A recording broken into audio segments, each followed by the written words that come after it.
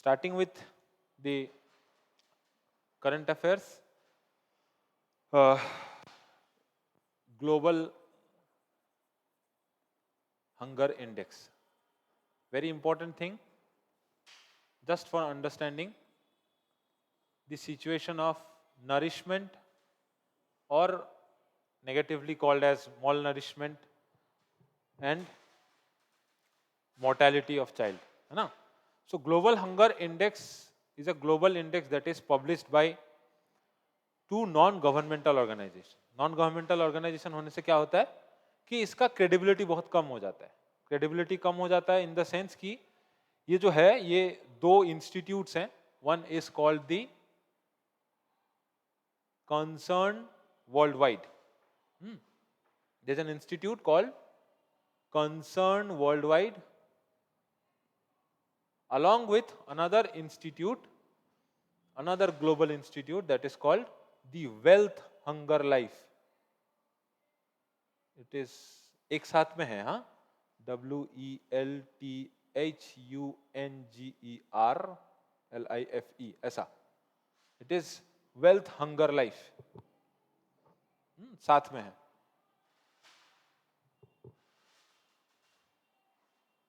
It's HIFE, Wealth Hunger Life. There's an institute. ये दोनों institute मिल करके they are both non-governmental. They are both non-governmental organizations जो global hunger index issue करता है. And दोनों institute जो है they fight, they work to combat hunger and poverty worldwide. अब ये किसके बेसिस पे ये करता है? There are four indicators. There are four indicators जिसके बेसिस पे ग्लोबल हंगर इंडेक्स को एसेस किया जाता है. नाउ इंडिया के पर्सपेक्टिव में धीरे धीरे आएंगे कि क्या है इंडिया का पोजीशन, क्या है, कहां पर है. The first thing that in indicators is called the under nourishment. साथ में है अंडर नरिशमेंट. ठीक है. First thing is under nourishment. Now what is under nourishment? Now under nourishment में यह है कि अंडर नरिशमेंट का एक एस्पेक्ट उसका लिख लेना. It is the number of या ऐसे लिखो, नंबर ऑफ पीपल से ज्यादा इंपॉर्टेंट होगा the share of population. The share of population, एक कंट्री के पॉपुलेशन का share, the share of population of a country,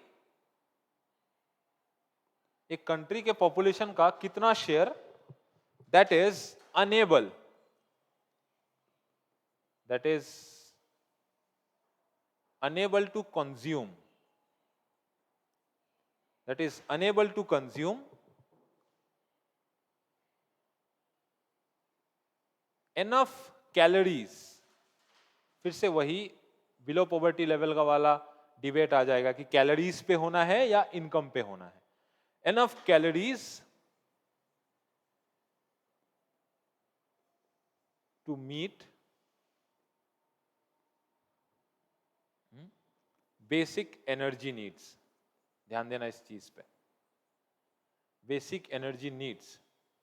Now this is what this undernourishment actually implies into. तुमको क्या क्या देखना है? पहला चीज enough calorie consumption. enough calorie consumption मतलब एक सर्टेन अमाउंट ऑफ कैलोरीज जो एक इंसान कंज्यूम कर सकता ना. ये किसके बेसिस पे होगा?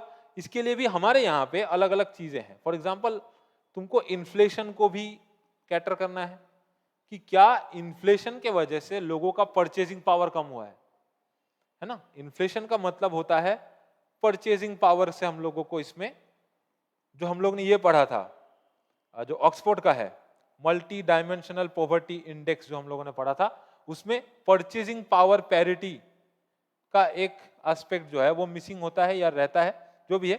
सो जो मल्टी डायमेंशनल पॉवर्टी इंडेक्स का जो कॉन्सेप्ट है या किसी भी कंट्री में जो पॉवर्टी को लेकर के कॉन्सेप्ट होता है उसमें purchasing power is a thing. Now purchasing power का मतलब क्या होता है कि एक कंट्री में एक इंसान के पास कितना परचेजिंग पावर है क्या खरीदने के लिए? To meet enough calorie need, कि जितना कैलोरी वो खरीद सके या इतना वो फूड प्रोडक्ट खरीद सके जिससे वो अपना कैलोरी नीड, एक इंसान का खुद का बेसिक एनर्जी कंज्यूम करने के लिए जितना जरूरत है। एक तो हो गया इन्फ्लेशन इंडिया के बेसिस पे या purchasing power.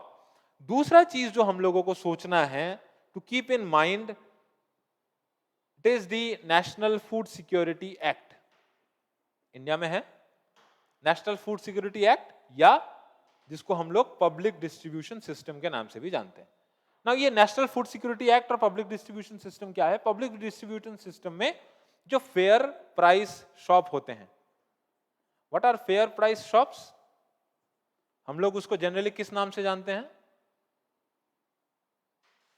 Fair price shops, ration का दुकान है ना, राशन के दुकान के नाम से जिसको जाना जाता है।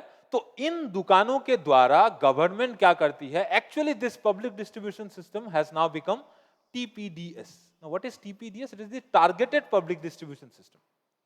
Now government is trying to provide this thing, enough calorie, so that a person, वो जो 2 रुपए में चावल मिलने वाला बात है, 3 रुपए में गेहूं मिलने वाला बात है, 5 रुपए में शुगर मिलने वाला बात है, ये सब क्यों आता है इसमें? ये सब इसीलिए आता है कि these are basic things that provide a man energy. इसलिए यहां पर फेयर प्राइस शॉप पे तुमको मिल्क नहीं मिलेगा, क्योंकि उनको ये नहीं देना है कि कुछ एक्स्ट्रावेगेंट कुछ नहीं देना है, उनको देना है टू समथिंग, उनको देना है जिससे उनका ये जो एनफ कैलोरी वाला पोर्शन है वो मीट कर सके, so that they can meet their basic energy needs. These are the 2 things that you have to consider while considering this global hunger index. So the first indicator is undernourishment. This is the indicator. These are the indicators. This is the first indicator. The second indicator of global hunger index is the child wasting. The second indicator is the child wasting. It's a very important thing. Child wasting मतलब बच्चे का बर्बाद हो जाना नहीं है। Child wasting doesn't means कि बच्चा बर्बाद हो रहा है। नाउ पतला हो जाए, कीपिंग, यस, पतला हो जाना, ठीक है। नाउ जो चाइल्ड वेस्टिंग है, let's do it in another slide. अच्छा, मैं ये भी कर सकता हूं ना। What is child wasting? Child wasting का अगर हम लोग एक डेफिनेशन देखें, मतलब एक ओवरऑल आइडिया अगर लेना चाहे, तो जो चाइल्ड वेस्टिंग है, इसमें देखा जाता है कि जो इंडिया है, it has the highest child wasting problem. कितना? 18.7%। 18.7% of the population has a child wasting problem.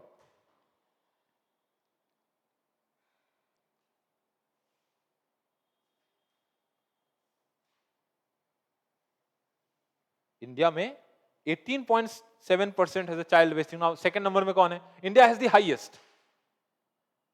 दूसरे में कौन है?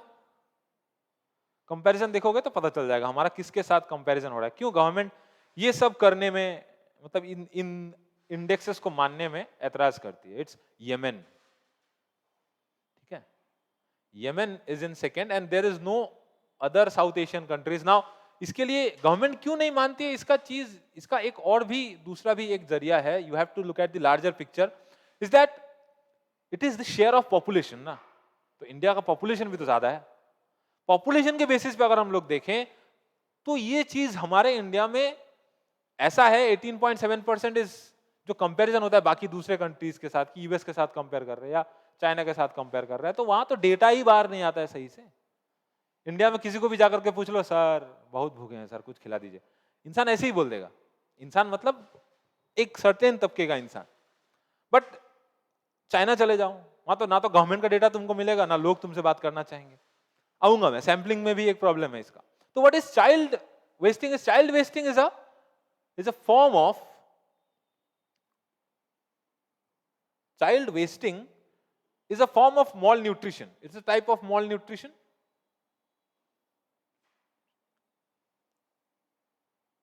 Child wasting is a form of malnutrition, और कुछ भी बोलो, malnutrition. Malnutrition मतलब अंडर न्यूट्रिशन भी समझ सकते हो इसको, कि जितना न्यूट्रिशन मिलना चाहिए उतना नहीं मिल रहा है। So it's a form of malnutrition that occurs. कब बनता है? that occurs कब? when a child is too thin, बहुत पतला जब हो जाता है बच्चा, when the child is too thin with respect to his height या his or her height, thin to their height, ऐसा कर लो, ठीक है?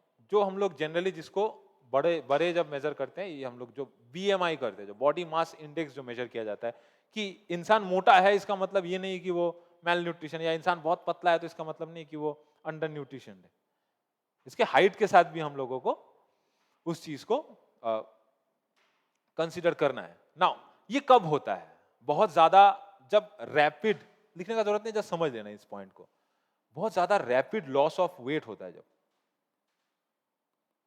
बहुत ज्यादा रैपिड लॉस ऑफ वेट मतलब अचानक से वेट लॉस होने लगे, या अचानक से ऐसा हो जाए कि उसमें जो पावर है, वेट गेन करने का जो पावर है, वो खत्म हो जाए धीरे धीरे। मतलब इसको हम लोग बोल सकते हैं कि फेलियर टू गेन वेट। ये दोनों सिचुएशन में क्या होता है कि बच्चा ये शो करता है कि उसमें मेल न्यूट्रिशन है। ठीक है, अब ये क्यों हो सकता है? 3-4 चीज से हो सकता है। एक तो मेल न्यूट्रिशन से हो सकता है, दूसरा उसमें इलनेस बहुत ज्यादा है, दूसरा उसमें इलनेस बहुत ज्यादा हो सकता है, या उसमें न्यूट्रिशनल इनटेक बहुत कम है, उसके पास न्यूट्रिशनल इनटेक बहुत कम है। तो ये बच्चा जो है, हो सकता है कि ये जिंदा रह जाए, ना मरे, मोर्टेलिटी इसमें हम लोग कंसीडर नहीं कर रहे हैं, बच्चा किसी तरीके से जिंदा रह गया, तो क्या वो एक ह्यूमन रिसोर्स के तौर पे बन पाएगा? क्या वो देश के काम आएगा? क्या वो इकोनॉमी को किसी भी तरीके से हेल्प करने के काम आएगा बाद में जब वो बड़ा हो जाएगा? नहीं, उल्टा इकोनॉमी पे वो बोझ हो जाएगा। अब इसके लिए क्या जरूरत है? हेल्थ का जरूरत है, एजुकेशन का जरूरत है। जो प्री नेटल हम लोग बोलते हैं, प्री नेटल मतलब बच्चे के बर्थ से पहले जो माँ का हेल्थ होता है, उस पे अवेयर करना जरूरी है। तो धीरे धीरे इन सब पे काम हो रहा है। तो the second thing is child wasting. अब चाइल्ड वेस्टिंग पे जो देखा जाता है, इस इंडिकेटर में India is the first country. First मतलब ये नेगेटिवली ही लेना इस चीज को, ठीक है। सेकेंड थिंग, अपने को इंडिकेटर से ही काम है। इंडिकेटर से क्यों काम है मैं बोल रहा हूं, बिकॉज बाकी जो इंडेक्स है, इंडेक्स अपने को किसी काम में नहीं आने वाला है। इंडेक्स का क्वेश्चन एग्जाम में पूछेगा नहीं, क्योंकि वो तो फिर देश के लिए शर्म का बात हो गया ना। तुमको इन्हीं सब चीजों में जाना है। फॉर एग्जाम्पल जो third indicator, that is child stunting, बच्चा जो स्टंट दिखाता है। स्टंट दिखाने वाले कितने बच्चे हैं? ठीक है ना। अब पहले में क्या था मेरा? Thin to their height. Stunting में यह है, लिख लो इसमें सेम वही चीज की, द शेयर ऑफ चिल्ड्रन। अच्छा, उसमें भी ऐसा था, the share of children in a population that are affected by malnutrition. उसमें था too thin to their height, मतलब इसमें अगर आएगा the share of population या share of children in a population, अगर इसमें लिखना चाहो, इसमें होगा कि too thin according to their height, too thin to their height। ये था child wasting। Child stunting is the share of children who are short for their age, short in height, who are too short, जो बहुत छोटे होंगे according to their age, मतलब with respect to their age, for their age, उम्र के हिसाब से बच्चे छोटे होंगे, स्टंट दिखाने वाले नहीं। हाँ, ठीक है।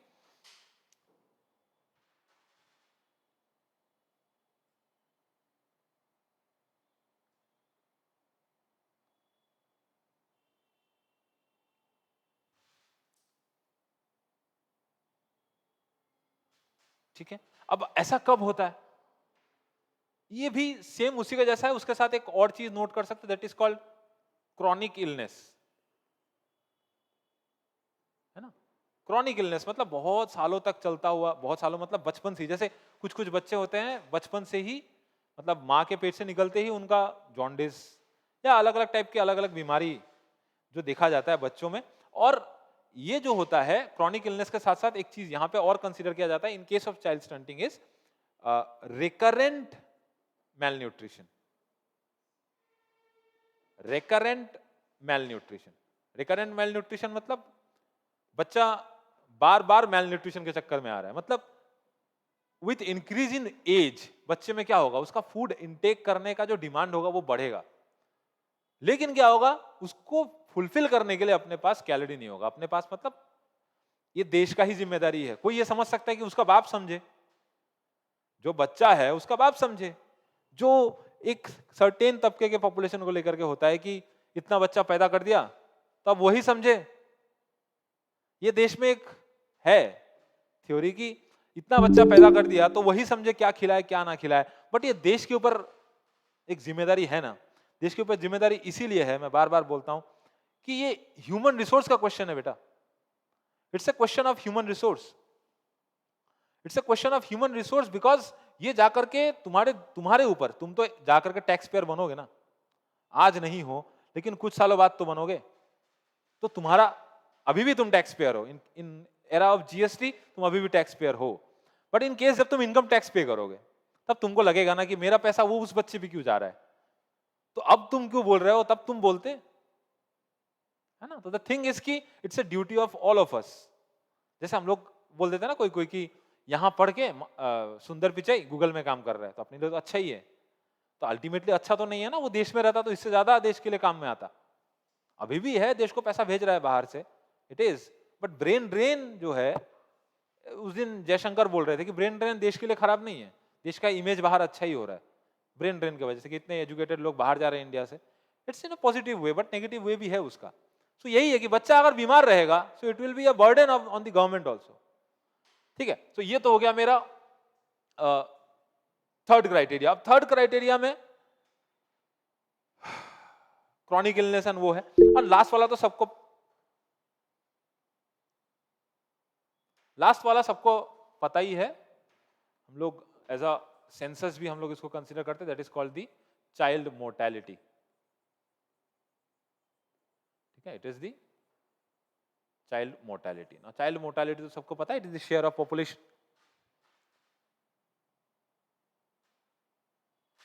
टंग कोई ना कोई कुछ ना कुछ करता ही रहता है, देखो।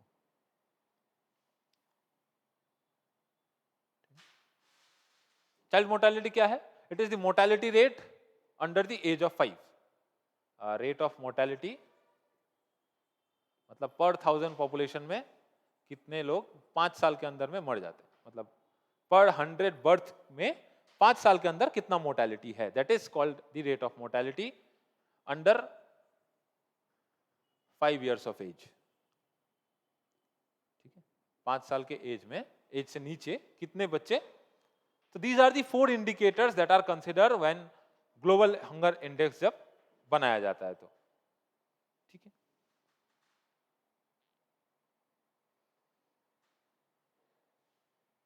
इंडिया का रैंकिंग कितना है, कितना था, कितना है, इंडिया का रैंकिंग कितना था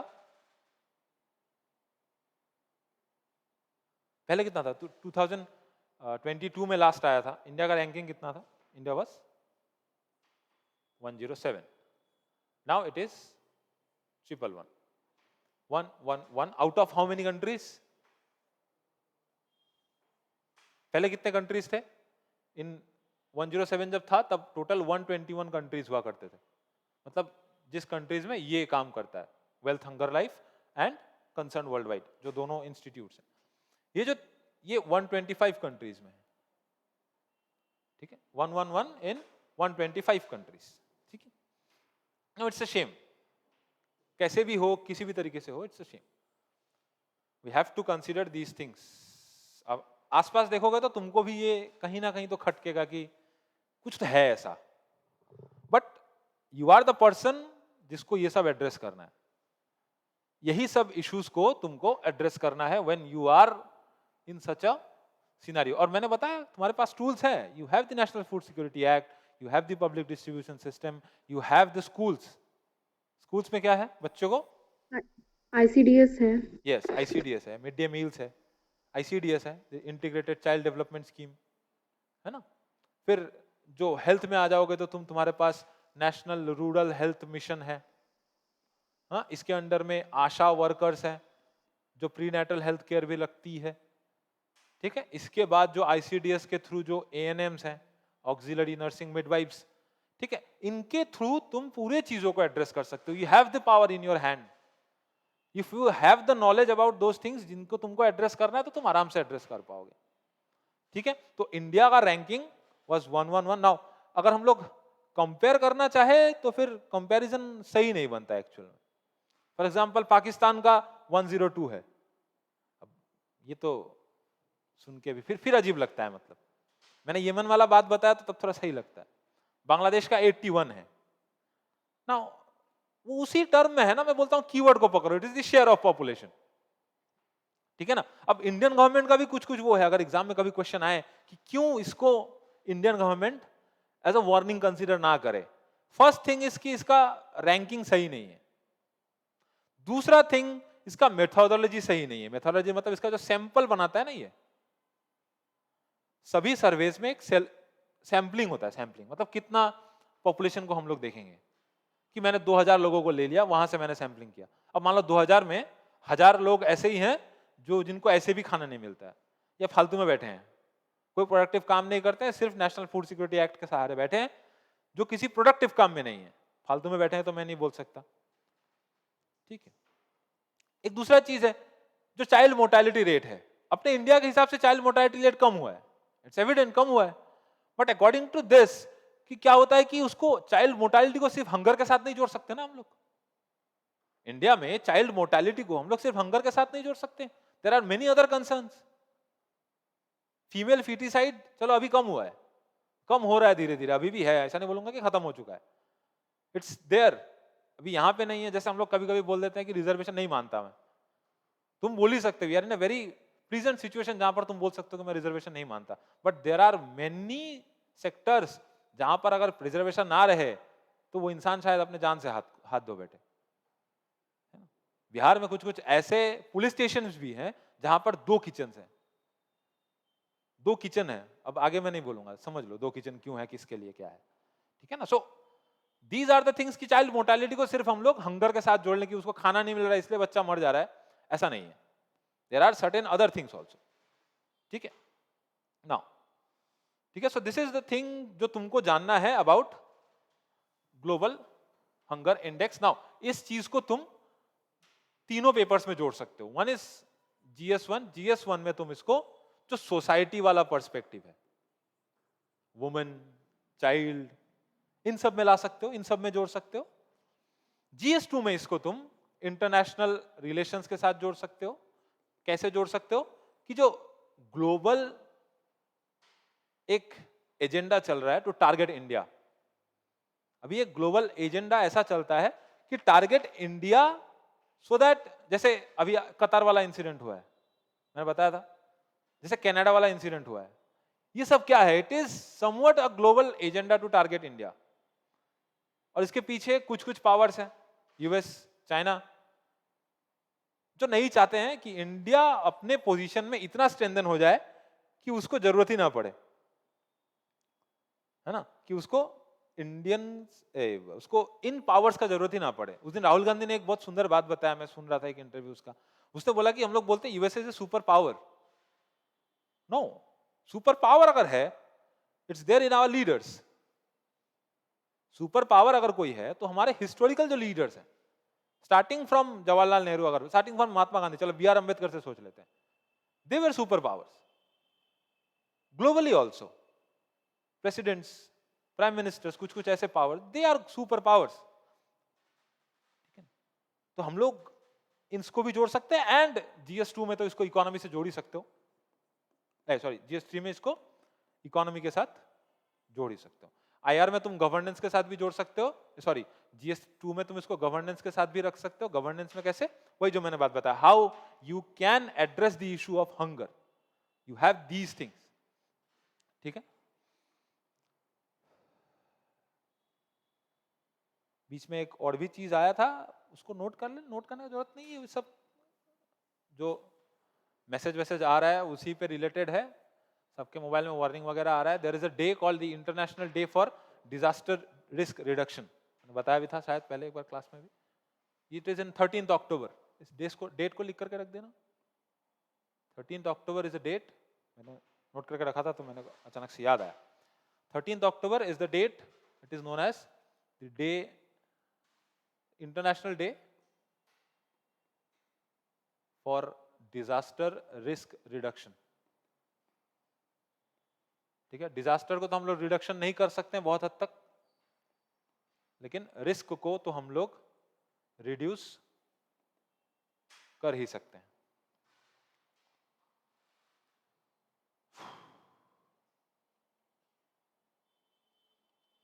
ठीक है, और इसका मोटो भी लिख के रख देना, इट इज फाइटिंग, मोटो के लिए ही मैंने इतना चीज लिखा था, फाइटिंग इनइक्वालिटी। अगर 2012 मूवी को देखे होंगे तो इस चीज से बहुत ज्यादा वो कर लोगे। 2012 जो मूवी बना था उसमें जब सब टूट फूट के सब गिरता है तो कुछ लोग एक शिप में बैठ करके भागते हैं, शिप नहीं एक जहाज वहाज कुछ होता है, तो इट्स अबाउट द इनइक्वालिटी। बाकी तो लोग गांव में जो रहे होंगे वो तो डिजास्टर उनके लिए कुछ भी नहीं है जिनके पास रिसोर्सेस है। अच्छा, fighting inequality for a resilient future, resilient RESI is the motto. इस मोटो को ही लिख के रख दो तो आई थिंक एग्जाम के लिए तुम सेफ हो। Fighting inequality for a resilient future. ठीक है, चलो अपना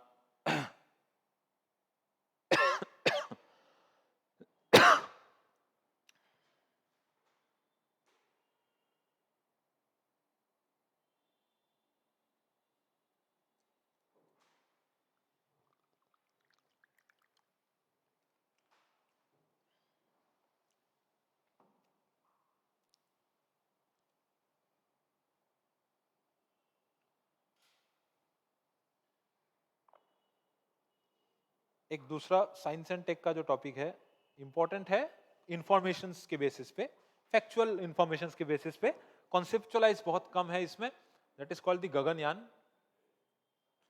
जो गगनयान वाला चीज है, गगनयान मतलब what is Gaganyaan, anyone? Static energy, satellite है। हाँ गगनयान, गगन ग, अच्छा, गगनयान के साथ एक दूसरा नाम भी लगाया जाता है, that is called the TVD1। Now what is this TV? Television. Gaganyaan के साथ जो टीवी लगा हुआ है, अच्छा गगनयान क्या है वो समझने से ही टीवी शायद समझ जाओगे। What is TV?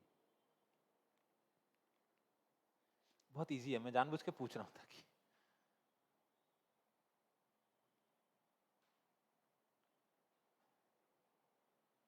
अरे टेस्ट व्हीकल यार, TV is a test vehicle, so Gaganyaan test vehicle ही गया है, सिर्फ गगनयान पूरा नहीं चला गया है। ठीक है, अच्छा, it's a first in ISRO का,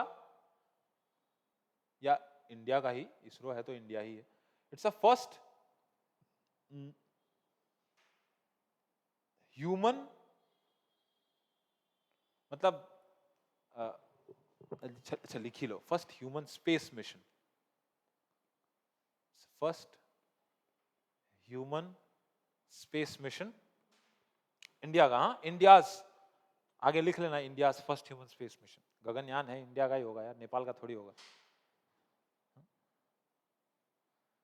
ठीक है, जो उसका फर्स्ट टेस्ट व्हीकल था, जो 21 अक्टूबर को it took its first test mission, abort mission भी बोलते हैं। These missions are also called abort mission, मतलब एक इंसान को स्पेस में भेजने से पहले ये नहीं है कि ऐसे ही भेज दो, है ना।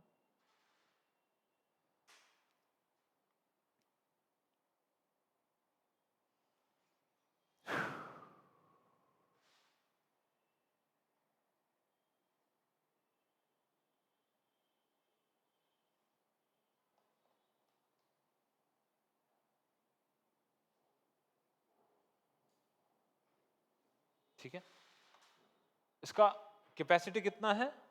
3 मेंबर्ड मिशन, इसका मतलब 3 मेंबर कैपेसिटी है इसका। 3 मेंबर मतलब 3 लोग जा सकते हैं।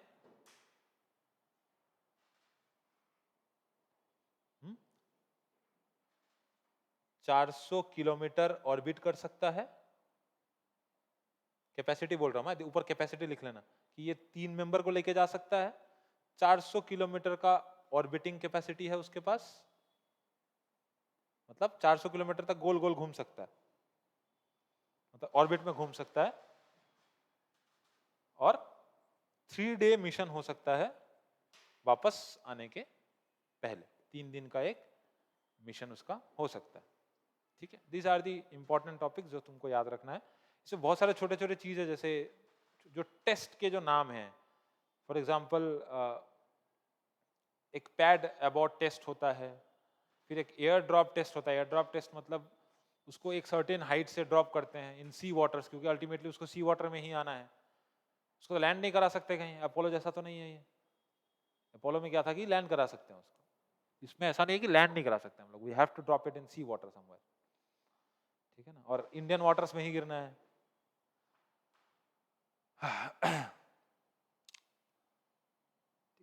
सो दिस आर इंपॉर्टेंट। गगनयान से उतना ज्यादा क्वेश्चन एग्जाम में नहीं कर सकते, बट नाम याद रखना है। ऐसा इंडिया का फर्स्ट है तो उसमें याद रखना। तो दिस इज वन ऑफ दो साइंस एंड टेक से रिलेटेड। एक दूसरा चीज है, मतलब फैक्चुअल में ही GS3 से, इसको GS3 में लगाओगे साइंस एंड टेक। GS3 का एक इकोनॉमी वाला जो टॉपिक है, इकोनॉमी एंड डेवलपमेंट वाला जो बात है, उसमें एक नाम लिखो,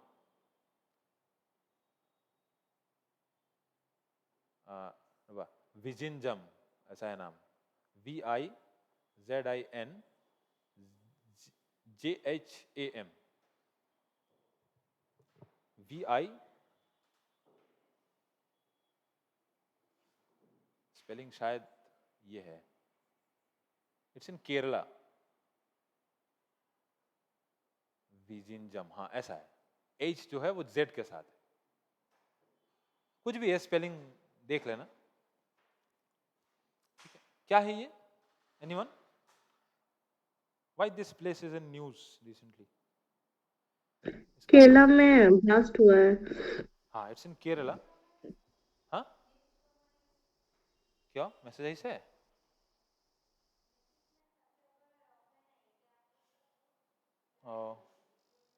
नहीं, वीडियो इज ओके, वीडियो ठीक है ऐसे ना। अच्छा, विजिंजम में कुछ हुआ है, क्या हुआ है? It's a very first thing जो इंडिया में हुआ है इन विजिंजम। क्या हुआ है? इस प्रोजेक्ट का नाम है, it is called the Vizhinjam international,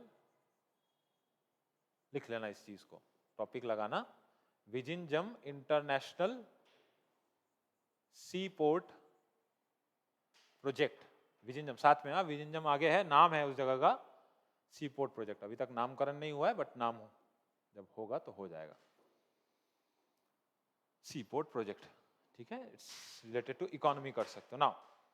ये कहाँ पे है? इट्स वेरी नियर टू, अगर इंडिया का मैप देखोगे, त्रिवेंद्रम में है। हाँ त्रिवेंद्रम में है।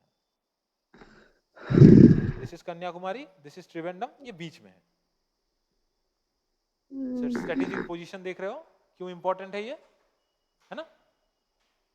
स्ट्रेटेजिक पोजीशंस, ये अपना अगर अरेबियन पेनिनसुला है, ये अपना ईरान, अफगानिस्तान, पाकिस्तान वाला पार्ट है, ये अपना रेड सी है, this is horn of Africa. अगर ये मेरा इंडियन ओशन का सिचुएशन है, this is my south east Asia, here goes the China, south China sea. अभी अगर देखोगे जो यूरोप से या अमेरिका से जो शिप्स आते हैं, उनको ट्रेवल करना पड़ता है through the Mediterranean sea, red sea होकर के इधर के through south east Asian countries में। हाँ, तो ये पोर्ट अगर अपने पास अवेलेबल है तो we have the exposure to the international sea travelling, या जो इंटरनेशनल कार्गो मूवमेंट्स है, द इंटरनेशनल सी मूवमेंट्स है। This is one root.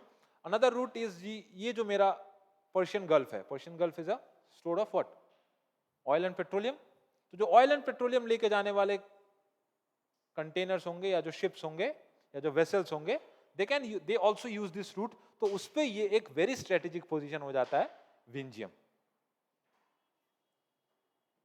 विंजियम बार बार बोल रहा हूं, इट्स विजिंजम। साउथ अफ्रीका के क्रिकेटर्स त्रिवेंद्रम में आए and people ask them to pronounce Trivandrum, Thiruvananthapuram, ठीक है। So it is very near to Thiruvananthapuram. Now कौन बना रहा है ये, मतलब कि कौन बना कौन रहा है? अब केरला में प्रोजेक्ट है तो केरला गवर्नमेंट बना रहा होगा कि नहीं? केरला में प्रोजेक्ट है, इतना ज्यादा स्ट्रेटेजिकली इंपॉर्टेंट प्रोजेक्ट है, केरला गवर्नमेंट बना रहा होगा? कौन बना रहा होगा फिर? ध्यान देना, first thing is port. Port is a subject that is central subject, ठीक। सेंट्रल सब्जेक्ट मतलब कौन से शेड्यूल में लिखा हुआ है? ये जो 3 लिस्ट हैं, यूनियन, स्टेट, कंकरेंट, 3 लिस्ट कौन से शेड्यूल में है?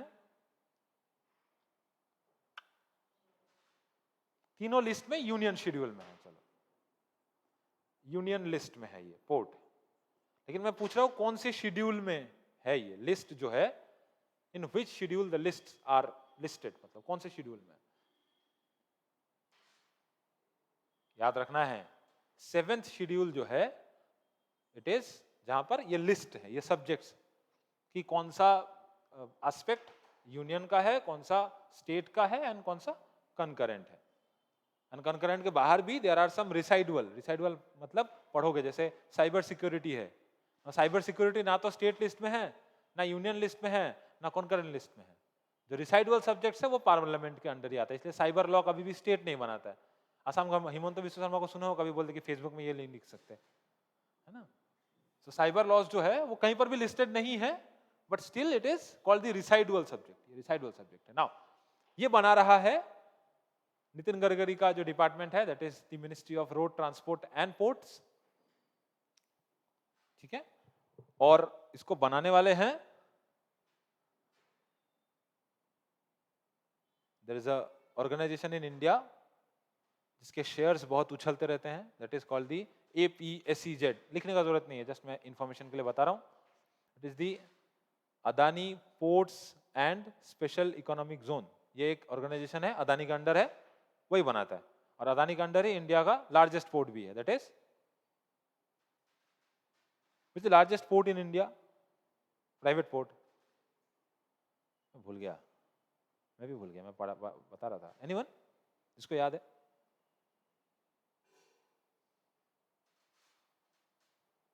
Publicly owned is Jawaharlal Nehru Nhava Sheva Mumbai, ये तो है।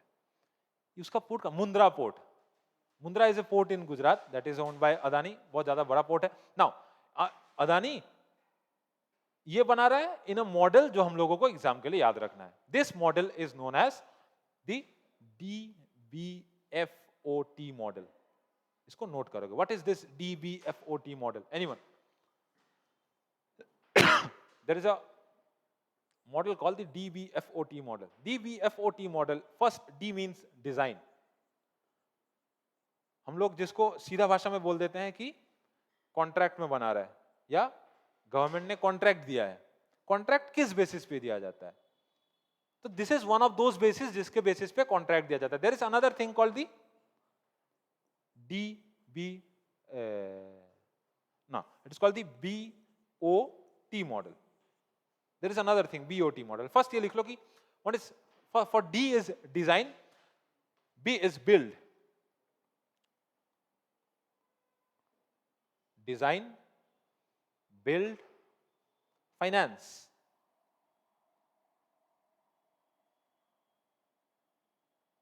Operate and T for transfer. ठीक है, इस चीज को अच्छे से दिमाग में डाल लो। It's a way of giving contract. Government जब कॉन्ट्रैक्ट देती है, जिसको हम लोग इस कॉन्ट्रैक्ट को सीधा सीधा ये बोला जाता है, it is the PPP model, that is the public private partnership. तो इसको अभी पब्लिक प्राइवेट पार्टनरशिप ना बोल करके it is called the DBFOT model, जो कि विजिज्म में यूज हो रहा है। इसके पहले जो अपना ये अपना सामने वाला भी देखोगे, दिस वन, या जो रोड्स हैं आजकल असम में जो भी रोड बन रहे हैं या कहीं पर भी रोड बन रहा है, they are on this BOT model. What is this BOT? It is the three things, this one and this one. It is called the built operate transfer model. Road बनाओ, ऑपरेट करो मतलब पैसा उठाओ, toll and transfer. So it is on a lease. कहीं कहीं पर 99 years का lease है, कहीं पर 50 ईयर्स का लीज है। उतने साल तक वो जितना पैसा उसको लेना होगा वो लेगा। But in case of this, यहां पर दो और चीज जुड़ गए हैं, दैट इज डिजाइन भी करेंगे private enterprises as well as finance भी वही मार्केट से लाएंगे। बाकी जो रोड एंड ट्रांसपोर्ट मिनिस्ट्री का आजकल फाइनेंस का वो है कि गवर्नमेंट रोड एंड ट्रांसपोर्ट क्या करता है कि जो बॉन्ड्स है वो इशू करता है, इससे मार्केट से पैसा लेता है एंड लोगों को एक सर्टेन इंटरेस्ट रेट पे वो पैसा बाद में वापस मिलता है। तो लोगों के पैसे से ही आजकल रोड बन रहा है। नाउ ये मॉडल जो है वो तुमको याद करना है, ठीक है। और एक चीज इसमें क्या करना है कि हम लोग तो मुंबई को भी यूज कर सकते थे, बट मुंबई का पोजीशन स्ट्रेटेजिक नहीं है। मुंबई तक कौन सा जहाज जाएगा फिर वापस आएगा। हम लोग कोलकाता को भी यूज कर सकते थे, बट वो भी स्ट्रेटेजिक पोजीशन नहीं है। दूसरा चीज कि ये जो ट्रांसशिपमेंट डीप वाटर प्रोजेक्ट है, ऐसे प्रोजेक्ट्स को बोला जाता है transshipment deep water project. Vijayam international C port project जो है, इट इज ऑल्सो कॉल्ड, लिख लेना, ऐसे प्रोजेक्ट्स को बोला जाता है, these projects are called transshipment deep water seaport, ठीक है। इट इज ऑल्सो अ, तीनों मेरे लिए कीवर्ड्स हैं। One is transshipment. What is transshipment? What is transshipment?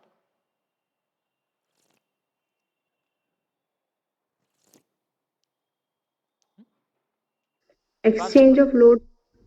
हाँ, मतलब एक शिप है तुम्हारे पास, दूसरा शिप है तुम्हारे पास। अब अगर तुम बड़े वाले शिप में, मान लो इसमें ऑयल है तुम्हारे पास, अब इस ऑयल को तुम क्या कर रहे हो कि तुमको लेके जाना है भूटान, या तुमको लेके जाना है मान लो इंडोनेशिया। अब ऑयल तो आ रहा है मिडिल ईस्ट से। अब ये ऑयल मिडिल ईस्ट से आया, अब अगर इस पूरे जहाज को तुम लेके जाओगे चाइना तक, क्योंकि चाइना को ऑयल चाहिए, अब पूरा का पूरा ऑयल चाइना को नहीं चाहिए ना, इतना ऑयल नहीं चाहिए, बीच में वो इंडोनेशिया को भी दे सकता है, बीच में वो मलेशिया को भी दे सकता है। तो we can change ships from here.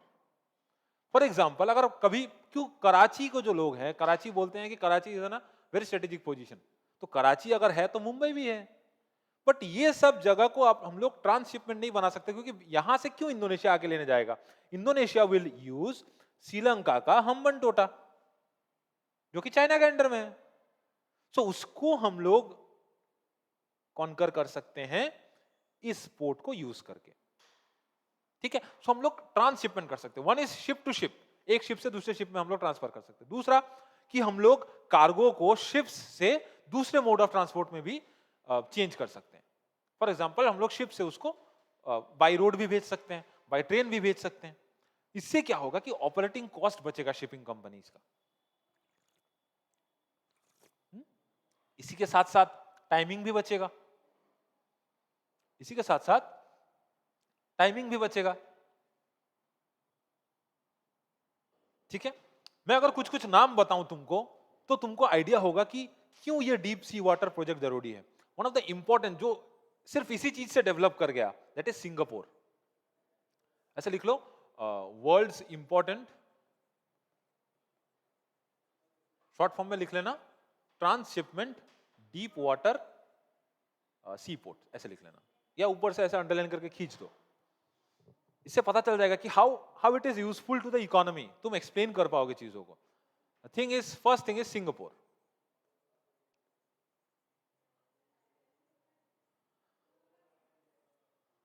Singapore पूरा एक कंट्री उससे खड़ा हो गया। Second thing is Shenzhen, China का।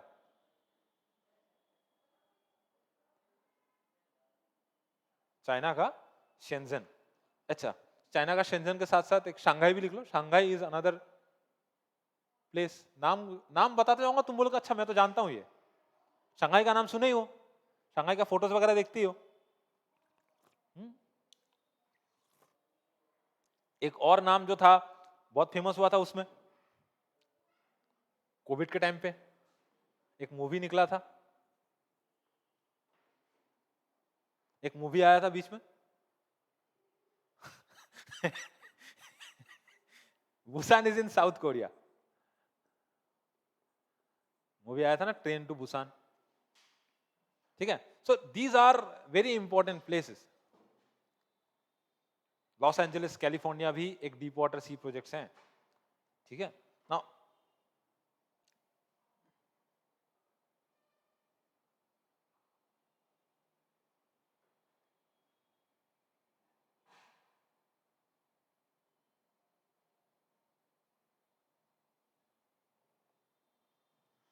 ठीक है, अब इसमें इंडिया का बहुत फायदा है। इंडिया का अगर फायदा गिनाने जाओगे तो फॉरेन एक्सचेंज में फायदा है, बाहर से पैसा भी आएगा, हम लोग भी बहुत पैसा बचा पाएंगे, क्योंकि हम लोगों को दूसरे पोर्ट्स पे डिपेंड होना पड़ता है। डीप सी वाटर पोर्ट के लिए हम लोगों को दूसरे पोर्ट्स में डिपेंडेंट रहना पड़ता है। एक फॉरेन एक्सचेंज पे फायदा हो जाएगा, दूसरा it will create jobs, it will of course create jobs. ये गवर्नमेंट को रेवेन्यू प्रोवाइड करेगा, जॉब्स होंगे तो ऑफ कोर्स रेवेन्यू प्रोवाइड दूसरे तरीके से भी आ जाएगा, है ना। जो चौथा है very important, that is the foreign direct investments भी आएंगे इंडिया में।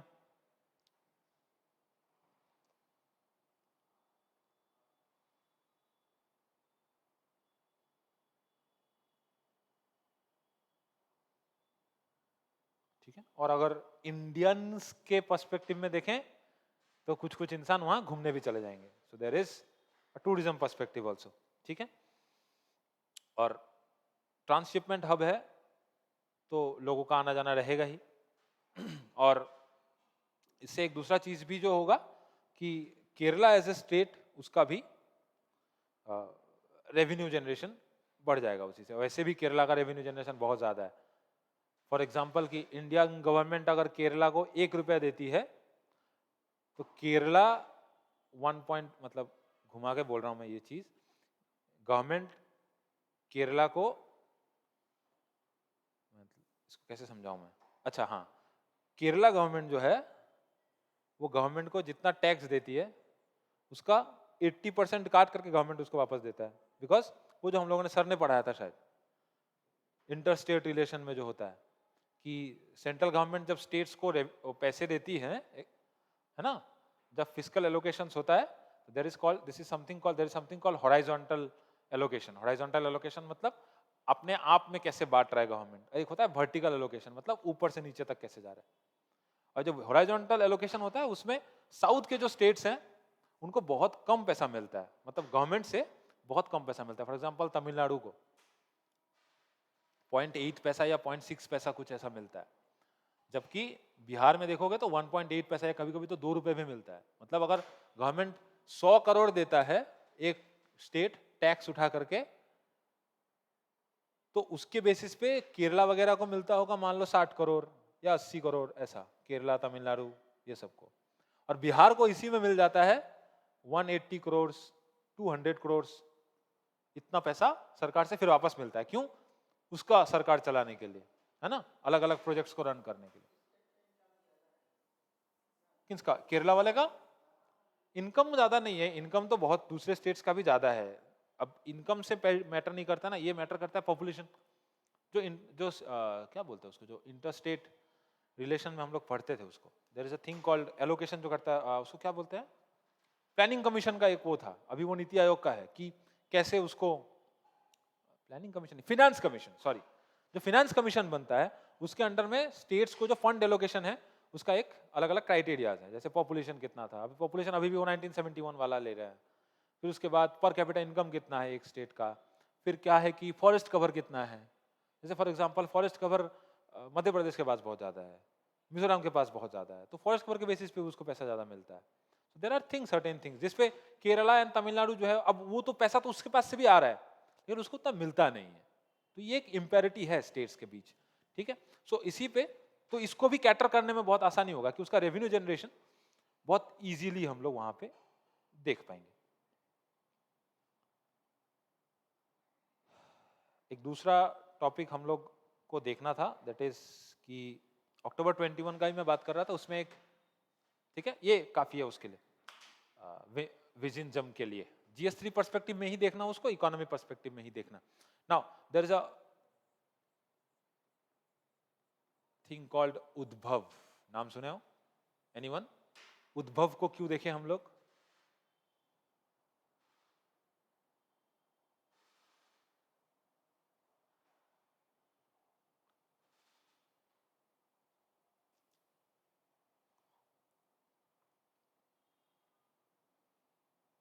क्या है ये? व्हाट इज उद्भव? नाम सुनो? इट्स अ प्रोजेक्ट, एक प्रोजेक्ट है।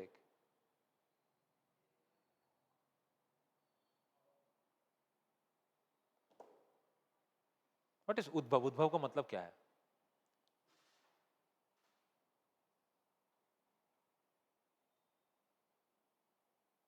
यहां से इस चीज का उद्भव हुआ है, मतलब ओरिजिन है, सोर्स है किसी Right. चीज का, उसको हम लोग उद्भव बोलते हैं। तो it's an initiative, it is called project उद्भव। इंपॉर्टेंट है, इसको हम लोग GS1 से भी जोड़ सकते हैं, हिस्ट्री से भी जोड़ सकते हैं। But it's an initiative taken by Indian army, लिख लेना, it's an initiative that is being taken by Indian army and USI. What is USI? Is it a country? What is USI? It is what? United States of India.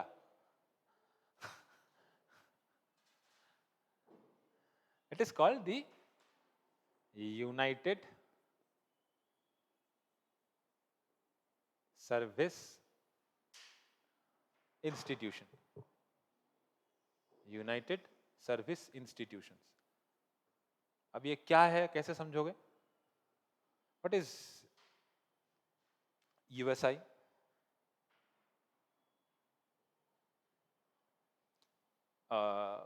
National games में या संतोष trophy में, संतोष trophy जो है वो national football league है India का, मतलब जो स्टेट्स के बीच खेला जाता है।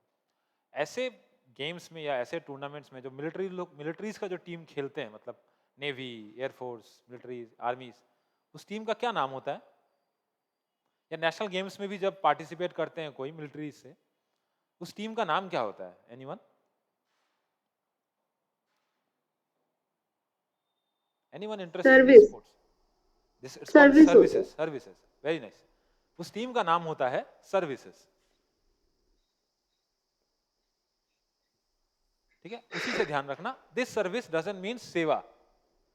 ऑफ कोर्स इट्स अ सेवा, उसी से आ रहा है, बट ये नहीं कि यूनाइटेड सर्विस इंस्टीट्यूशन में जो जो सेवा करना चाहता है आ जाओ, नहीं।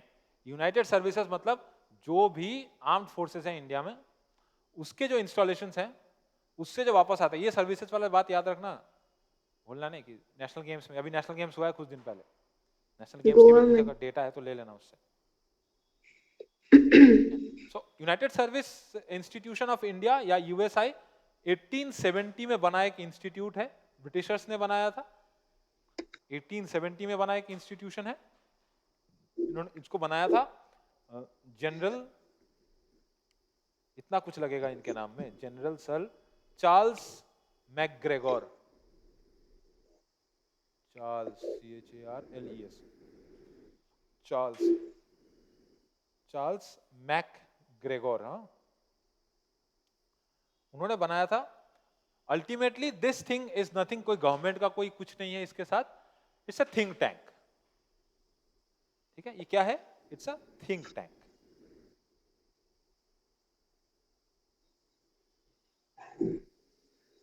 लैटरल एंट्री का नाम सुने हो? लैटरल एंट्री, हम्म.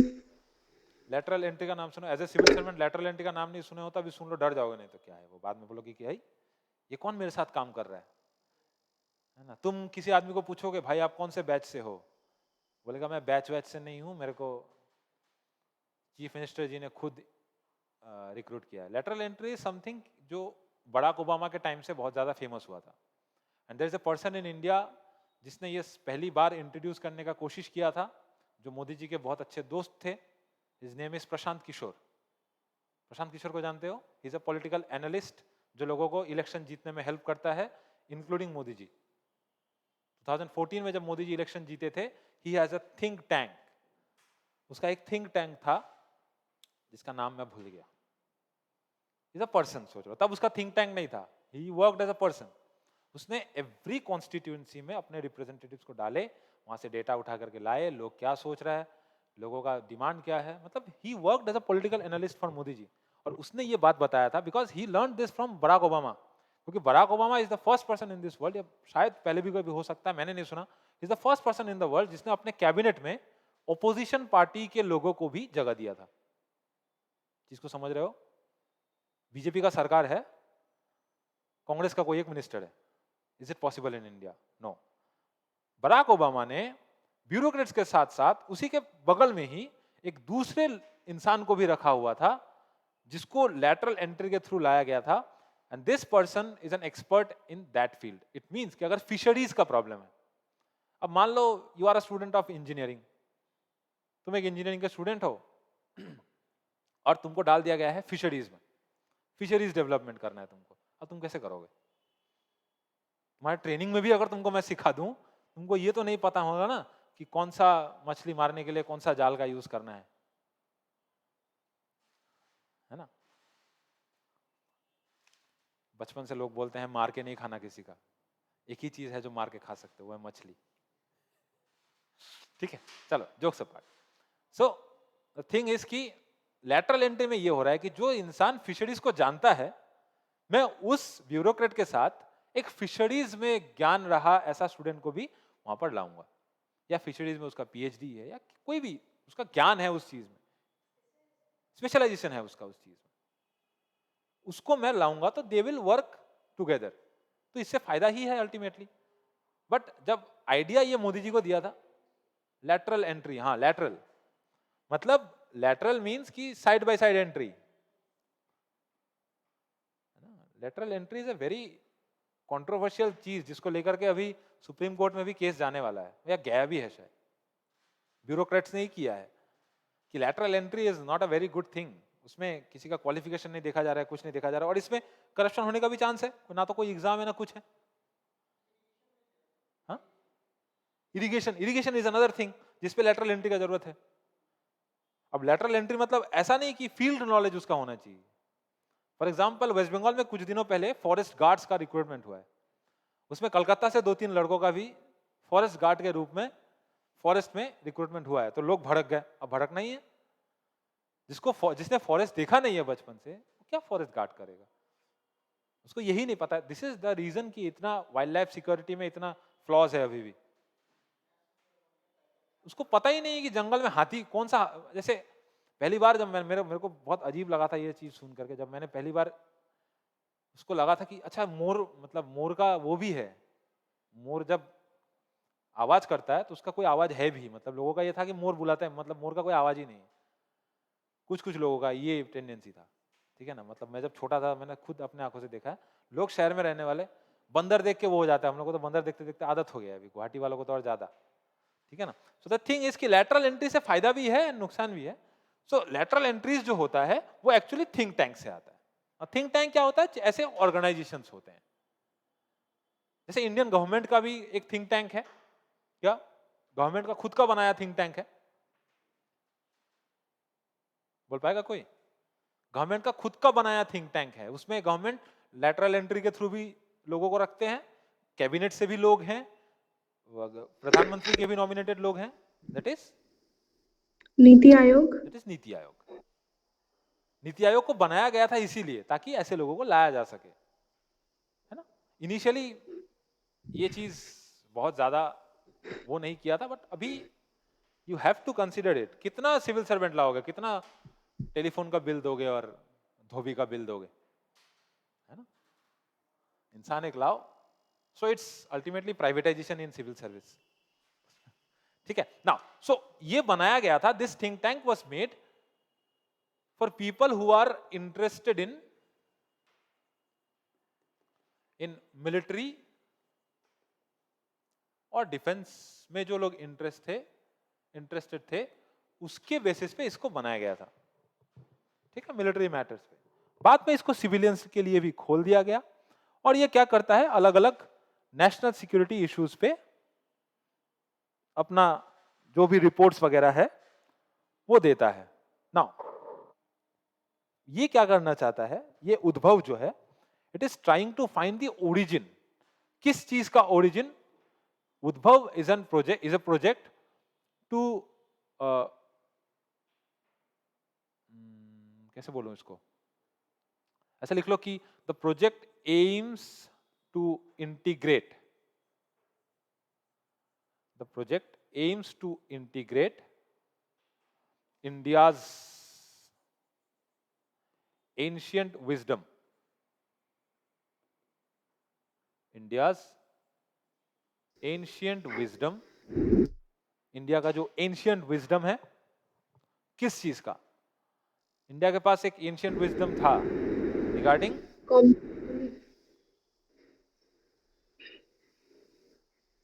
State craft. बता सकते हो ancient scripture containing state craft कहां का? इंडिया का। कौन सा? स्टेट क्राफ्ट एंड लाइन पूरा कर लो, पता चल जाएगा मैं किसके बारे में बात कर रहा हूं।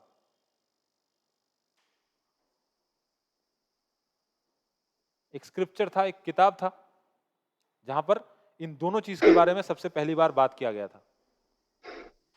चाणक्य नीति, अर्थशास्त्र, अर्थशास्त्र by चाणक्य।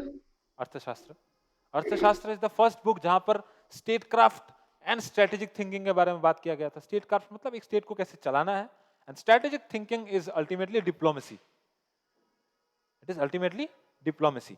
तो इस प्रोजेक्ट उद्भव का काम है ऐसे चीजों को ढूंढ करके निकालना, ऐसे चीजों को ढूंढ करके निकालना, मतलब टू एनालाइज, इसका और एक मतलब इसी और एक नहीं, इसी का पार्ट होगा टू एनालाइज एंशियंट टेक्स्ट्स, जहां पर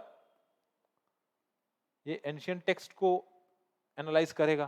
फॉर एग्जांपल अर्थशास्त्र है, तमिल लिटरेचर में भी, संगम लिटरेचर में भी देयर आर मेनी थिंग्स। सिर्फ ऐसा नहीं कि वहां पर कविताएं लिखे हैं, गाना लिखा है, कविता और गानों के माध्यम से ही स्टेट क्राफ्ट के बारे में बात किया कि कैसे राजा के साथ प्रजा का रिलेशन होता था, ठीक है ना। और जैसे अभी G20 में हम लोगों ने देखा था, धीरे धीरे धीरे धीरे इट इज द इंडिजिनाइजेशन। हम लोग मैकियावेली से नहीं सीखेंगे कैसे स्टेट क्राफ्ट को चलाना है, हम लोग उसी में सोचते थे। तभी तो मैं कल भी बोल रहा था ये चीज कि हमारे फॉरेन पॉलिसी में फ्लॉज इसीलिए है क्योंकि हम लोगों ने अपना पास्ट नहीं देखा, हम लोगों ने दूसरे के, we just put our shoes into, put our legs into another shoes, किसी और के जूते में हम लोगों ने पाय डाला और उसी में चलते गए हम लोग। नहीं होता है इसमें, दैट्स व्हाई हम लोग सक्सेस तो होते हैं but ultimately we fail. So the thing is की इसमें चीज क्या करना है कि they this project Udbhav wants to develop indigenous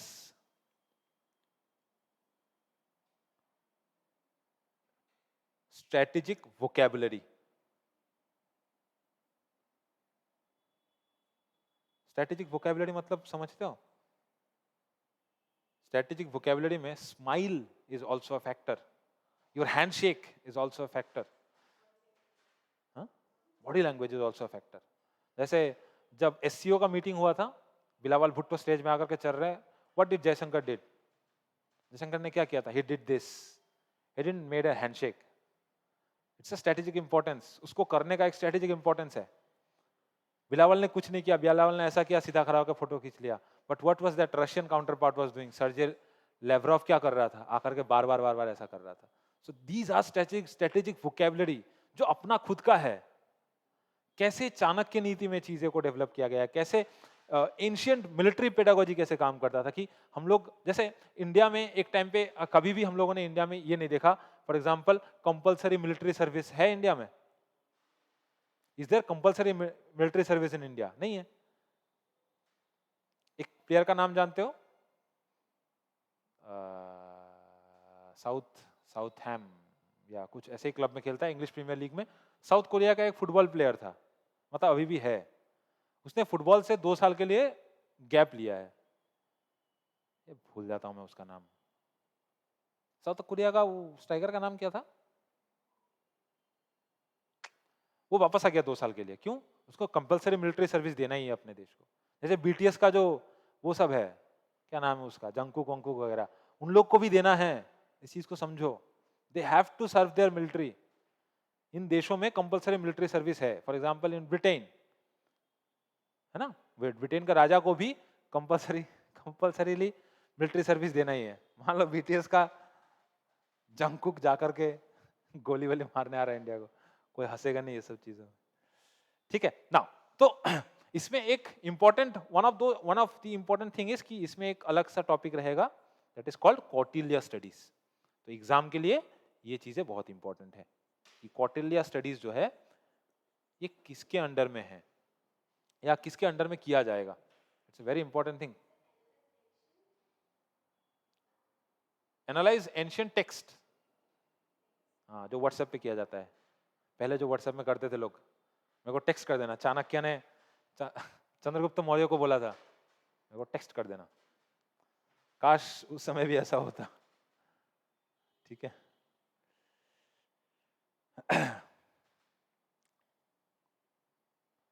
ये इस रिगार्डिंग एक चीज हो सकता है, ये वियतनाम जो अमेरिका से वॉर जीत गया था यूएस से, यस यस क्योंकि उन्होंने अपना टेक्निक यूज किया था। Yes, very nice this thing, जिसमें एक टर्म आया था जो कुछ दिन पहले मूवी भी आया था उसका, गुरिल्ला वॉर। आमिर खान वाला, आमिर खान का कौन सा मूवी था वो, ये वाला, what was that Aamir Khan movie PK. Name, Forrest Gump से पीके। वो था वो,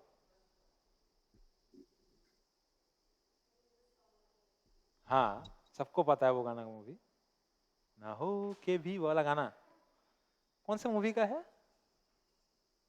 सिंह क्या सिंह कुछ सिंह उंग था, Lal Singh Chaddha. Lal Singh Chaddha, Lal Singh Chaddha. So the Lal Singh Chaddha is a movie that is based on Forrest Gump. India में वो सब नहीं हाँ था हाँ। जो दिखा, इसीलिए तो इस मूवी को इतना वो मिला कि इंडिया में ऐसा नहीं है कि किसी को भी ले लो फौज में।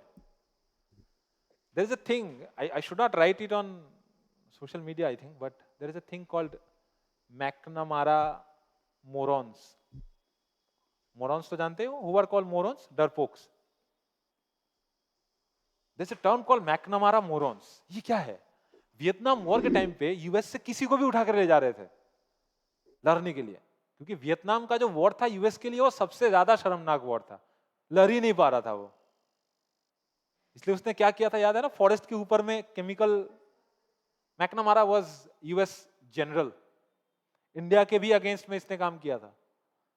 71 का जो वॉर था उसमें इंडिया के अगेंस्ट में भी इसका काम वाम है, इसलिए हम लोग भी इसको ज्यादा पसंद नहीं करते हैं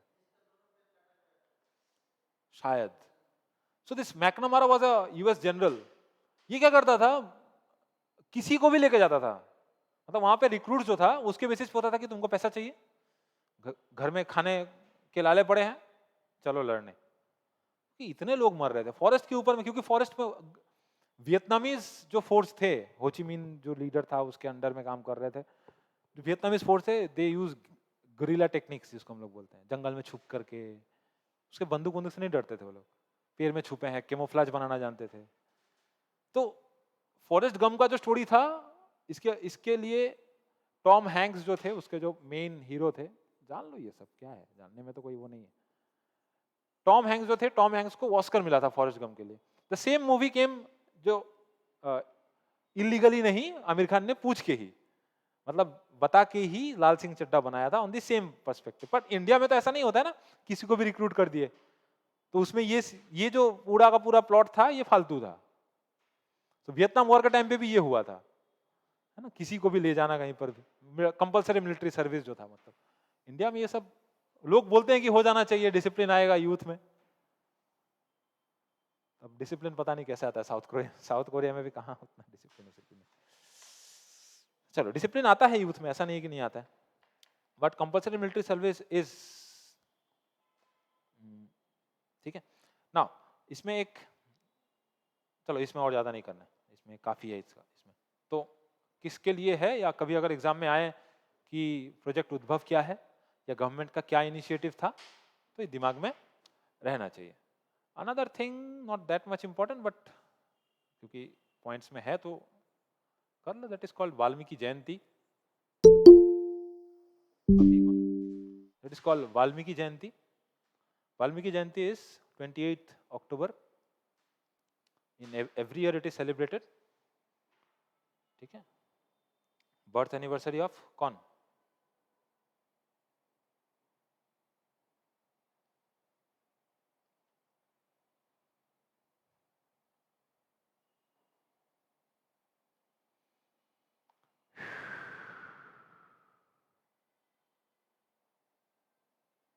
ठीक है, वाल्मीकि जयंती मतलब वाल्मीकि कौन? डाकू? कौन डाकू? अंगुलीमाल, जो बाद में जाकर के ही बिकम्स महर्षि वाल्मीकि। महर्षि वाल्मीकि का जयंती 20 अक्टूबर। ना ये क्यों बोल रहा हूं मैं? Because you have to remember this for your GS1। GS1 में भी क्या चीज? For art and culture. Art and culture में भी क्या चीज? There is a festival, there is a festival that is celebrated in Chennai, तिरुवन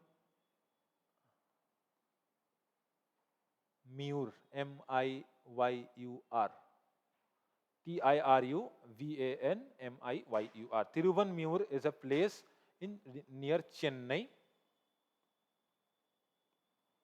Tiruvanmiyur is a place in Chennai. It has a 1300 years old Valmiki temple. ठीक है, it has a 1300 years old Valmiki temple, जहां पर वाल्मीकि जयंती celebrate किया जाता है, and it is the largest Valmiki Jayanti celebration in India.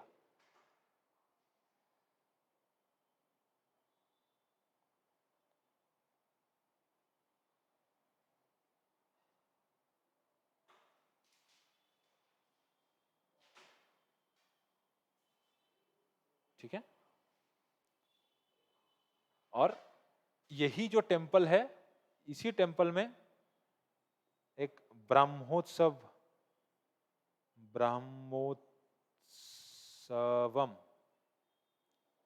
Brahmotsavam festival जो है, ये भी सेलिब्रेट किया जाता है इसी में, but not on Valmiki Jayanti, but in March. March में इसको सेलिब्रेट किया जाता है, in the month of March.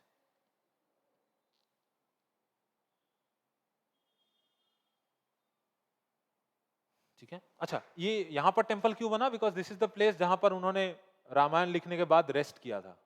After composing Ramayana he rested in this place. Ramayana compose करने के बाद तिरुवनम्यूर में इन्होंने वो किया था।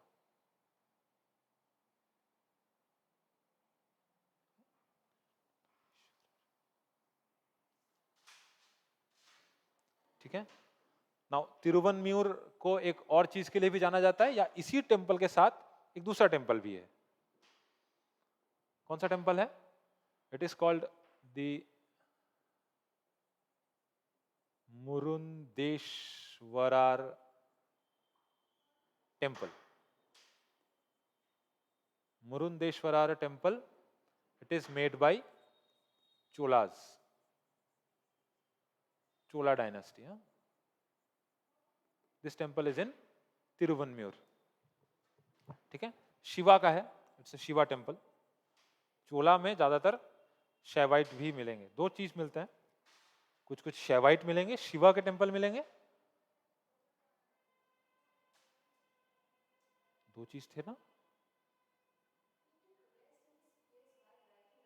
आफ्टर कंपोजिंग द रामायण, ऐसे लिखना इस चीज को कि after composing Ramayana, Ramayana after खत्म हो गया, रामायण कंपोज करना खत्म हो जाने के बाद, आफ्टर कंपोजिंग या after finishing composing the Ramayana, he rested in this place.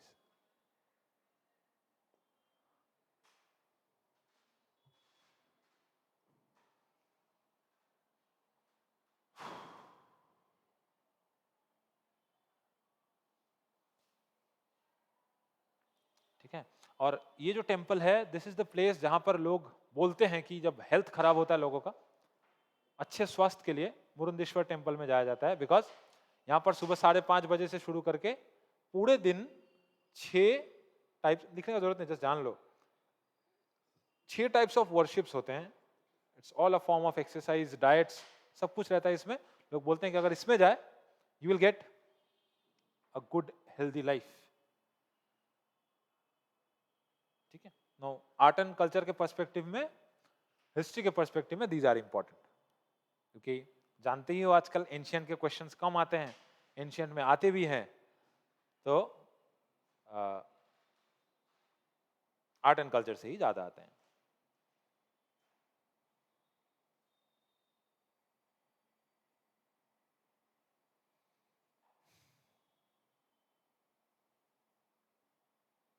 ठीक है।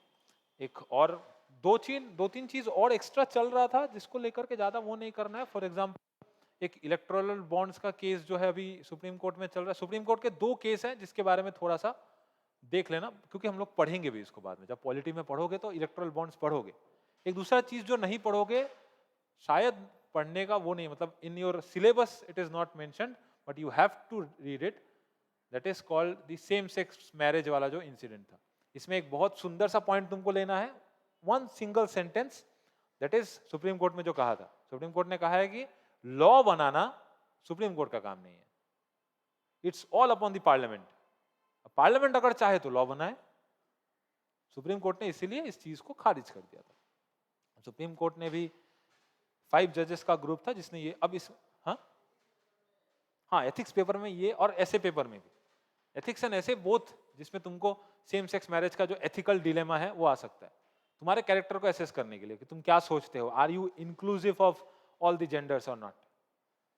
ठीक है ना। एंड्रयू टेट बनने नहीं जाना कोई, एंड्रयू टेट को जानते हो, नहीं जाना तो बहुत अच्छा है ना। इलेक्टोरल बॉन्ड्स वाला जो है, इलेक्टोरल बॉन्ड्स जो है इसमें जान लेना कि it is part of the section 29A of the representation of people's act, जिसके द्वारा ही क्या होता है, इलेक्शंस जो है वो कंट्रोल होते हैं। उसके सेक्शन 29A का पार्ट है जिसमें हर महीने एक 10 दिन का विंडो खुलता है जिसमें जो लोग स्टेट बैंक के थ्रू, ओनली स्टेट बैंक ही एक ऐसा बैंक है जो बॉन्ड्स इशू करता है, और रेगुलर जिसमें कोई ना तो कोई इंटरेस्ट मिलता है ना कुछ मिलता है, लोग बॉन्ड खरीदते हैं जिसके बेसिस पे पैसा पार्टीज को फंड करते हैं। अब प्रॉब्लम यह है कि ये स्टार्ट हुआ था 2018 में, जनवरी 29 2018 में ये स्टार्ट हुआ था। अब ये इसको लेकर के प्रॉब्लम यही है कि इसका इंफॉर्मेशन बाहर नहीं आता है। बट प्रॉब्लम क्या है बता सकते हो कोई, क्या प्रॉब्लम है? प्रॉब्लम है ये RTI, right to information, that is a fundamental right. अब राइट टू इंफॉर्मेशन जो है तुमको नहीं मिलता है यहाँ,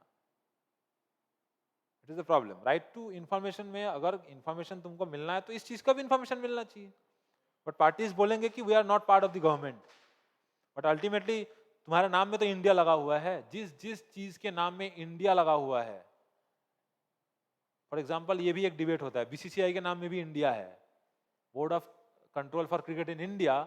जब इंडिया है तो इंडिया के नाम पे भी वो आना चाहिए। उस BCCI को भी हम लोग RTI के अंडर में लाना चाहते हैं, बट BCCI बोलता है we are not part of the government, so हम लोग नहीं आएंगे।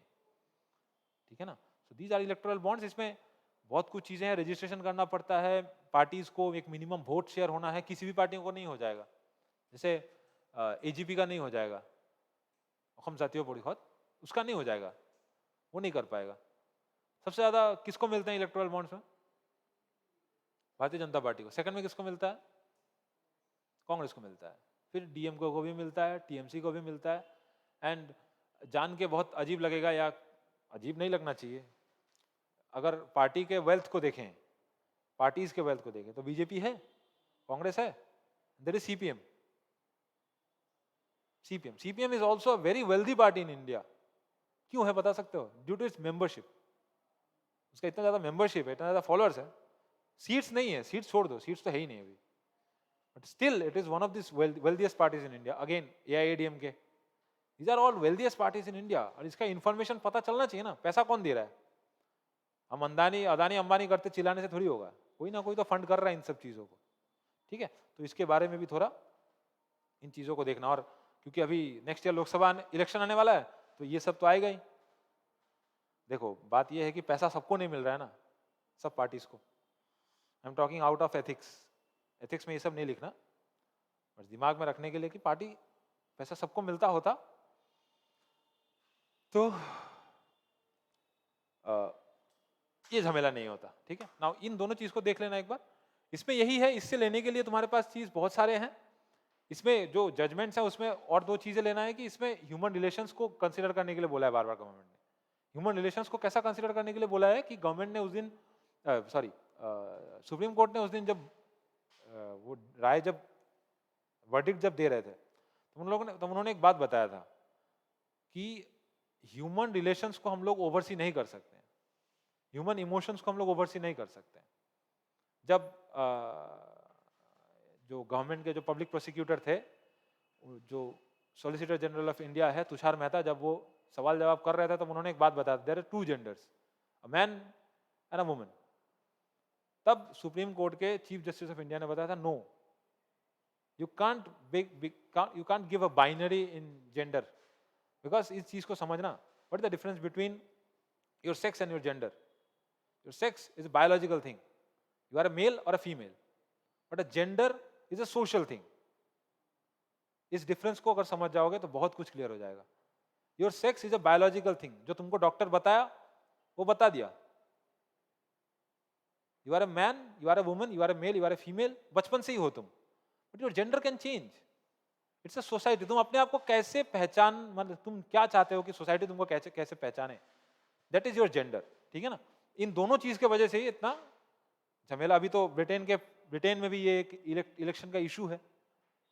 ऋषि सुनक ने बोला है there is two gender only, a man and a woman. एक देश का प्राइम मिनिस्टर अगर इतना ज्यादा बाइनरी रख सकता है, so it's a problem. Now last thing करें, हाँ लास्ट थिंग कर सकते हैं, दैट इज इंडिया में एक डेट है, this date is known as state foundation day. क्यों है ऐसा? इंडिया में एक डे है जिस डे को जाना जाता है स्टेट फाउंडेशन डे। एनीवन बोल पाओगे क्यों? बड़ा मजेदार है ये चीज। हाँ हाँ हाँ, बोल बोल। ना, और इजी, और इजी, इतना इतना इतना ज्यादा भी बहुत खतरनाक वो नहीं है, इतना ज्यादा भी खतरनाक कुछ नहीं है। थोड़ा सोचो तो सब कोई, क्या हो सकता है? बड़ा मजेदार चीज है। स्टेट फाउंडेशन डे मतलब बाहर से अगर कोई आएगा तो उसको लगेगा कि ये मतलब इंडिया का कुछ ऐसा है कि इंडिया उस दिन एज ए स्टेट फाउंड हुआ था। ठीक है ना। This is also called the Indian state foundation day, क्योंकि बहुत सारे दूसरे देशों का भी स्टेट फाउंडेशन डे अलग से आता है। This day is November 1। तो जो हम लोगों ने पढ़ा है आज क्रोनोलॉजिकली, हम लोगों ने अक्टूबर से नवंबर तक पढ़ा है जो भी इंपॉर्टेंट टॉपिक्स हैं। सो November 1 is called the state formation day, in state foundation day. It is also called the state formation day.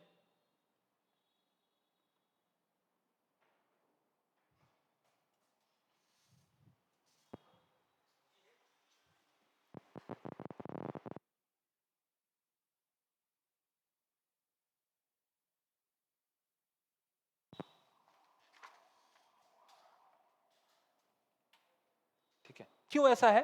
Because November 1 is the date जब 8 स्टेट्स का फॉर्मेशन हुआ था इन इंडिया।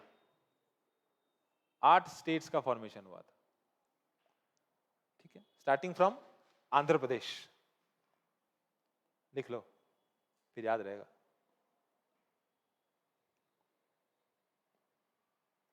आंध्र प्रदेश का फॉर्मेशन भी November 1 को हुआ था। एक साथ में नहीं, but the date is important, that's why. Chhattisgarh, अच्छा मैंने बताया था कल ही, कोड्स में लिखना, मतलब जो नंबर प्लेट्स के जो कोड होते हैं। हरियाणा, कर्नाटका, अच्छा लिस्टिंग कर लो। हरियाणा, कर्नाटका, केरला।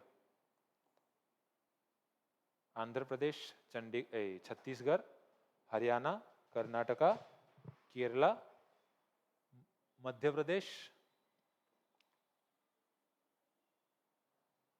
प्रदेश, पंजाब एंड तमिलनाडु। ठीक है, इन सभी का फॉर्मेशन हुआ था इसी एक दिन में, मतलब नवंबर 1 को। ठीक है, आंध्र प्रदेश का फॉर्मेशन कौन से साल में हुआ था और क्यों हुआ था? आंध्र प्रदेश क्यों फॉर्म हुआ था? लिंग्विस्टिक बेसिस में हुआ था। हाँ, लिंग्विस्टिक बेसिस।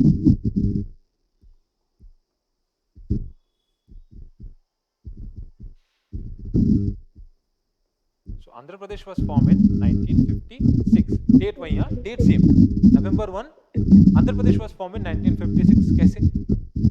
इसके पहले स्टेट क्या हुआ करता था? हैदराबाद। हैदराबाद एक ऐसा स्टेट था, it was on the basis of what? On the basis of religion. Hyderabad was a state that was built on religion.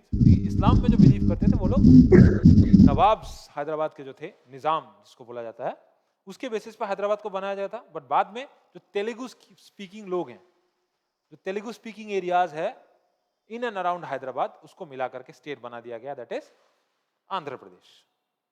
ठीक है, छत्तीसगढ़ कब बना? In the year 2000। क्यों बना था, कहां से बना था?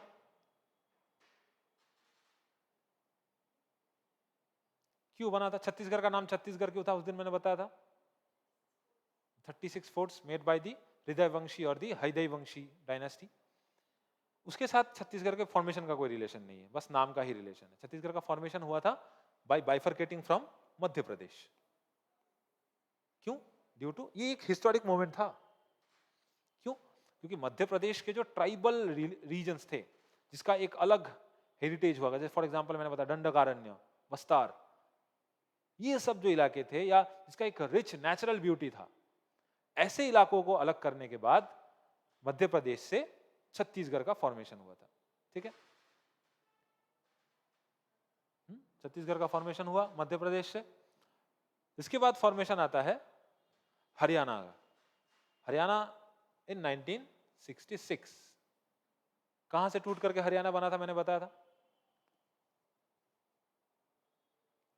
हरियाणा कहां से टूट करके बना था?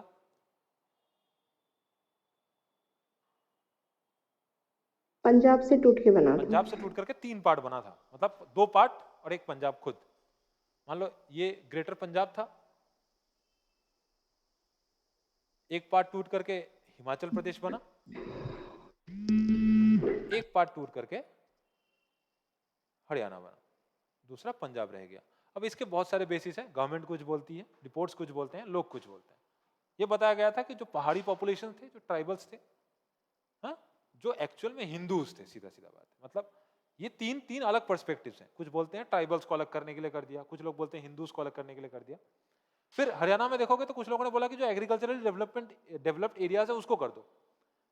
फिर कुछ बोलते हैं कि ये एक्चुअल में जाट्स को पंजाबी या सिख से अलग करने के लिए, क्योंकि Jats are generally Hindus and they are, जो सिख थे उसके लिए पंजाब को रख दिया गया था। अब इसी पंजाब को भी अगर फिर से कोई तोड़ने का बात करे तो government has all the rights. For example जो खालिस्तान का जो बात होता है ना, चिंते जाइबो जाइते ना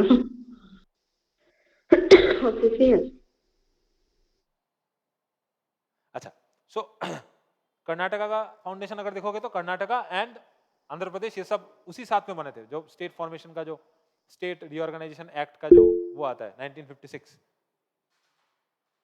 स्टेट रीऑर्गेनाइजेशन एक्ट का जो वो आता है 1956 का। It's okay Vedotre, it's okay, it can happen.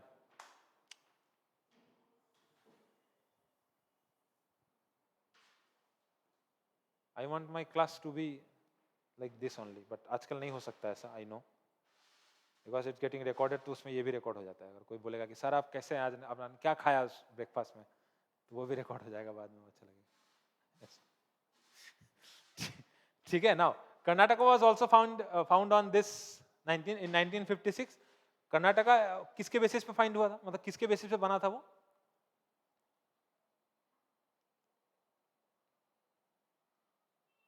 एक मोटो है कर्नाटका का, it is called the Nadau Nudi,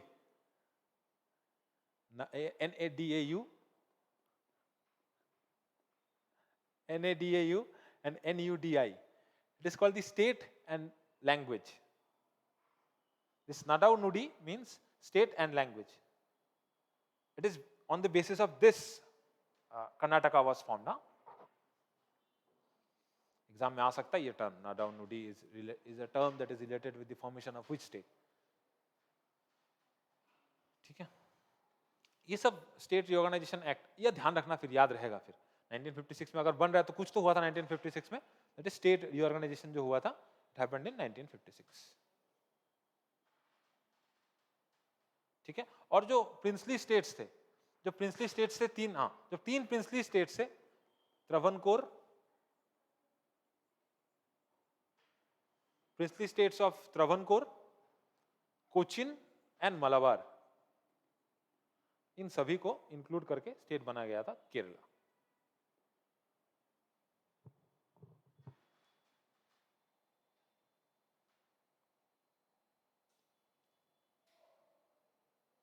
ठीक है, मध्य प्रदेश भी 1956 में ही बना। मध्य प्रदेश का वही है कि on the basis of resources ही मध्य प्रदेश बना था। हिस्टोरिक उसका एक सिग्निफिकेंस था, खजुराहो, सांची, जो फॉरेस्ट का जो वो आएगा, फॉरेस्ट कवर का जो क्वेश्चन आता है उसमें भी ये ज्यादा आता है। Now Punjab is in next phase of state reorganization, that is in 1966।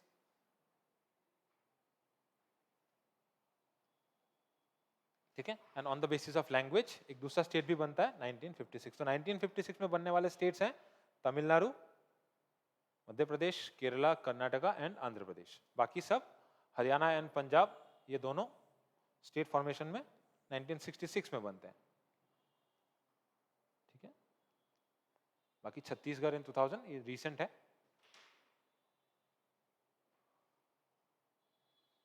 ठीक है,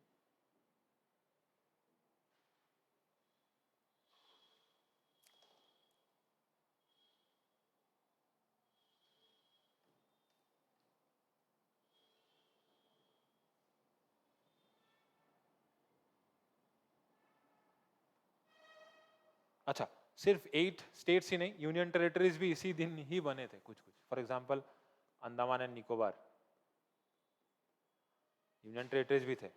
अंडमान एंड निकोबार ये भी उसी टाइम पे 1956 अटन सर, इन 1956।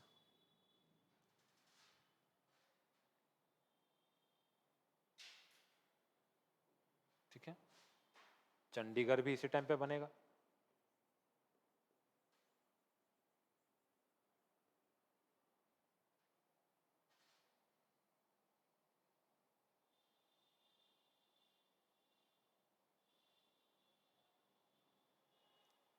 ठीक है, अच्छा, दिल्ली भी। अब किसी का दिमाग में क्वेश्चन आ सकता है, सर दिल्ली का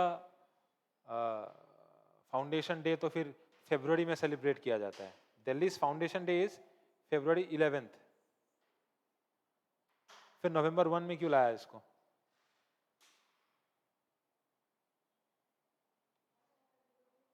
हाँ, क्या चीज?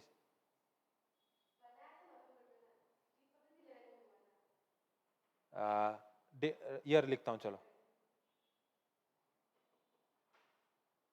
अब बताओ। It's foundation day is February 11, 1931। This day जब वो कैपिटल बना था, ठीक है, इट इज द डे जब कैपिटल बना था। और ये नवंबर 1 था जब इसको एक यूनियन टेरिटरी बनाया गया था। अभी समझ में आ रहा है ना? It's the UT formation day. ठीक है, ध्यान देना, February 11 भी अलग से लिख के रखो, it is the state foundation day, मतलब दिल्ली का फाउंडेशन डे है वो।